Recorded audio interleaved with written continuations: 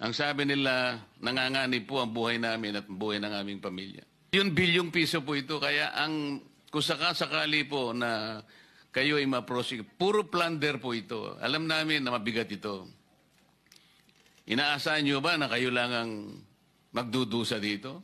Eh kung magturo kayo halimbawa ng mas may malalaking pananagutan dito, sino sa DPWH ang may kagagawa nito? Ituro po ninyo. Sino po sa mga funders, sino po mga politiko na may kagagawa nito? Ituro po ninyo.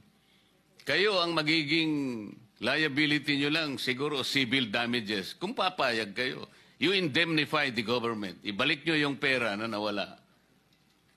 Patulong kayo sa mga insurance companies na nag-post ng mga bonds para hindi kayo masyadong masaktan. Kung matutukoy pa ninyo kung sino-sino yung mga yan, sa tulong ng Insurance Commission. Ibig ko sabihin, para hindi kayo ang magigitin lang ng leeg, magturo na kayo.